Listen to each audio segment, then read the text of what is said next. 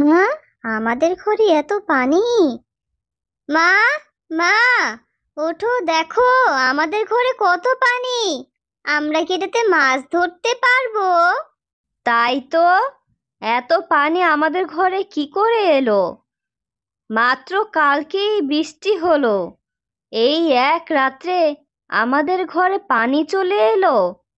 তুই নিচে নামিস নে, আমি দেখে আসি টুনটুন আর মুনমুন ওদের কি অবস্থা।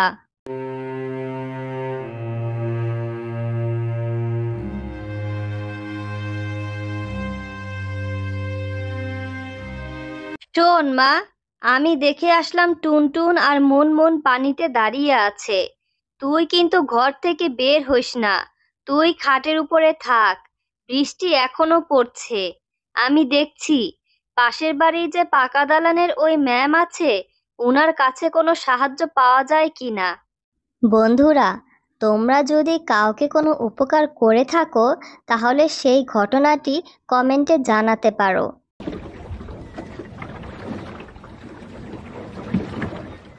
ম্যাডাম, এক রাতের বৃষ্টিতে আমার বাড়িতে অনেক পানি উঠে গিয়েছে। আমার খাট প্রায় ছুঁই ছুঁই। আমার মেয়েকে আমি রেখে এসেছি। এখন তো ম্যাডাম আমাকে সাহায্য না করলে এই দুইটা গরু আর মেয়েকে নিয়ে আমি কোথায় যাব? আপনাদের বাড়ি তো পাকা আছে, আমার দুইটা গরু আছে। আমার দুইটা গরু আপনার এই পাকা দালানে একটু রাখতে দিন কিছু দিনের জন্য। আমি আর আমার মেয়ের একটা ব্যবস্থা করে নিব। না না না না না, কি সব যে বলো! ওই গরু টরু আমার বাড়িতে রাখতে দেওয়া যাবে না। এই গোবরের গন্ধ আমি সহ্য করতে পারি না। তুমি বরং তোমার গরুদের অন্য কোথাও রেখে আসো। কি করব ম্যাডাম, গরু দুইটা তো অবলা প্রাণী। আমরা না হয় নিজেদেরকে পানির উপরে রেখে দিতে পারি, কিন্তু গরু দুইটা তো মারা যাবে। তো আমি কি করব? তোমার গরু তুমি কোথায় রাখবে সেটা তুমি বোঝো গিয়ে। এই বাড়িতে কোনো গরু রাখা যাবে না। মা, মা, দেখো, পানি না এখন খাটের উপরে চলে এসেছে। আমরা এখন কোথায় যাব মা? আমাদের তো যাওয়ার জায়গা নেই। তুই চিন্তা করিস না মা, দেখি কি করা যায়।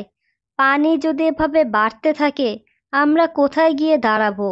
আমাদের তো ওই রকম কোনো আত্মীয় স্বজনও নেই। কিন্তু মা, এভাবে যদি পানি বাড়তেই থাকে আমরা কোথায় থাকবো? গরুকে নিয়ে না হয় তুমি কোথাও রেখে আসো। না রে মা, কোথায় নিয়ে রাখবো? পাশের বাসায় পাকা দালানের ওই ম্যামের কাছে গিয়েছিলাম, তারা আমার গরু রাখতে চায়নি। এখন তো আমরা দিশেহারা হয়ে গিয়েছি। আচ্ছা মা, আমরা একটা কাজ করি, আমরা যেখানে থাকি গরু দুইটাকেও সেখানেই রাখবো। আমরা কিন্তু ঘরের চালের উপরে উঠে পড়তে পারি, তাহলে পানি আমাদেরকে আর ধরতে পারবে না। কথাটা মন্দ বলিসনি, কিন্তু উপরে আমরা এই চারজন কিভাবে থাকবো? মা আর মেয়ে সব কিছু নিয়ে চালের উপরে উঠে গেল। গরু দুটোকেও তারা চালের উপরেই রাখলো। তাদের কাছে তেমন কোনো খাবার ছিল না। কিছু শুকনো চিড়ে আর মুড়ি বাজার থেকে নিয়ে এসেছে। মা, আমরা কি শুধু চিড়ে আর মুড়িই খাবো? আমরা কি অন্য কিছু খাবো না? আর এই গরুগুলো কি খাবে? মারে, যা টাকা ছিল তা দিয়ে চিড়া আর মুড়ি আনতে পেরেছি। পানির যে অবস্থা, আমাদের অবস্থা যে কি হবে সেটা আল্লাহ ছাড়া আর কেউ জানে না। মা, দেখো, ওই যে একটা নৌকা ভেসে আসছে, আমরা কিন্তু ওখানেও থাকতে পারি। হ্যাঁ, এই নৌকাটা আমাদের অনেক কাজে লাগতে পারে। এই নৌকা দিয়ে আমি বাজারেও যেতে পারবো। পানি তো অনেক বাড়ছে, আমরা কি করব এখন? নৌকায় করে মা সেই পাকা বাড়ির ওই ম্যামের কাছে আবারও যায়। সেখানে গিয়ে কিছু খাবার চায়, কিন্তু ম্যাম তাকে আবারও না করে দিল। বলল তাদের কাছে যেই খাবার আছে সেটা তাদের জন্য মজুত রাখতে হবে। ওই ম্যাম মাকে একটুখানি মুড়ি দিয়ে দিল। এই অল্প মুড়ি দিয়ে আমাদের তো দুপুরের খাবার হবে না। কি করব? মেয়েটাকে খাইয়ে দেই। আর রাতের জন্য আবার অন্য কিছুর ব্যবস্থা করতে হবে। মা, ক্ষুধা পেয়েছে, কিছু খেতে দিবে না? মারে, আমাদের কাছে যা ছিল সেটা তো আমরা খেয়ে নিয়েছি। তুই ঘুমিয়ে পড়, আমি কিছু মাছ ধরে রাখবো। আমি সকালে তোকে সেটা রান্না করে দিব। ঠিক আছে মা, তুমি কিন্তু মাছ ভাজি করে দিও। ওদের এই অসহায় অবস্থায় ওরা ঘুমিয়ে পড়ল। আশেপাশের পানি আরো বাড়তে থাকে। এরই মধ্যে একটি জলপরী আসে সবার অবস্থা দেখার জন্য। কি ব্যাপার, সবাই সবার নিরাপদ জায়গায় চলে গিয়েছে? এই পানিতে মা আর মেয়ে দুই গরু নিয়ে টিনের চালের উপরে বসবাস করছে। কতটা অসহায় ওরা! ওদের কাছে খাবারও নেই। আমি ওদের জন্য কিছু মাছ রেখে যাই। মা, আমাদের কাছে অনেক মাছ আছে, দেখেছো? তুমি না বলেছিলে সকালে ভাজি করে দিবে? এখন আমাকে এই মাছগুলো ভাজি করে দাও, আমি মাছ খাবো। তুই চিন্তা করিস নে মা, আমি এই নৌকার উপরে যেভাবেই পারি তোকে মাছগুলো ভাজি করে দিচ্ছি। দেখেছিস, তুই খেতে চেয়েছিস, আল্লাহ একটা ব্যবস্থা করে দিয়েছে। রাতে জলপরী আবারও আসে ওদেরকে সাহায্য করার জন্য। কে কে তুমি? তুমি মাছ রেখে গিয়েছিলে, তুমি আবারও মাছ নিয়ে এসেছো? ও মা, তুমি তো জলপরী! হ্যাঁ, তোমাদের অসহায়ত্ব দেখে আমি কালকে মাছ রেখে গিয়েছিলাম। আমি আজকেও এসেছি তোমাদেরকে মাছ দেওয়ার জন্য। তোমাকে অনেক ধন্যবাদ মাছ রেখে যাওয়ার জন্য। আমার মেয়ে মাছ খেতে চেয়েছিল। এই বন্যার পানিতে সবাই সবার ভালো জায়গায় নিরাপদ স্থানে চলে গিয়েছে।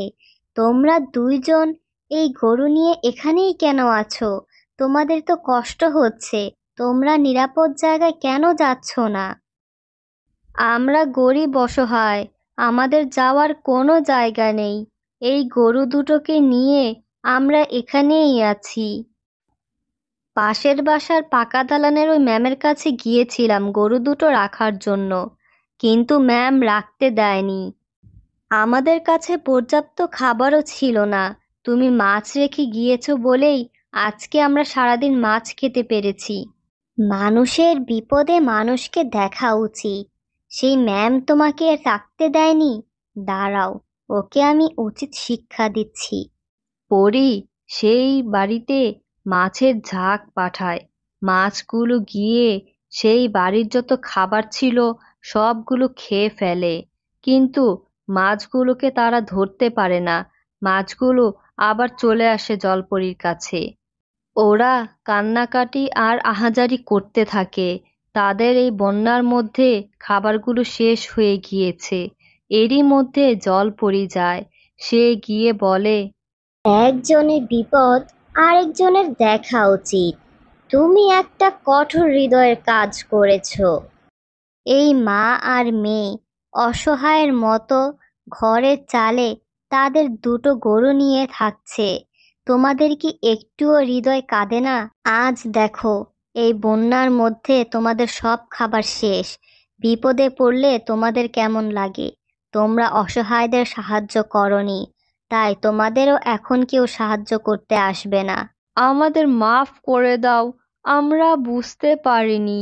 আমি এখন হাড়ে হাড়ে বুঝতে পারছি অসহায় হলে কতটা খারাপ লাগে। আমি ওদেরকে আমার বাড়িতে থাকতে দিব, ওদের গরু দুটোকেও আমার বাড়িতে রাখবো। আমি আমার উচিত শিক্ষা পেয়েছি। মা, মেয়ে আর গরু দুটো ওই পাকা বাড়িতে থাকে। কিছুদিন পর বন্যার পানি নেমে যায়। মৎস্যকন্যাও তাদেরকে শেষ বিদায় দেয়। তারপর তারা আবারও তাদের কুঁড়ে ঘরে ফিরে যায় আর সব ঠিকঠাক করে নেয়। আমাদের উচিত অসহায়দের সাহায্য করা। এমনও তো হতে পারে একসময় তোমরাও কোনো বিপদে পড়বে আর আশেপাশে কেউ সাহায্য করার নেই। তখন বুঝবে। তোমরা যদি কাউকে সাহায্য করো, দেখবে আল্লাহর তরফ থেকে তোমাদেরকেও মানুষ সাহায্য করতে আসবে।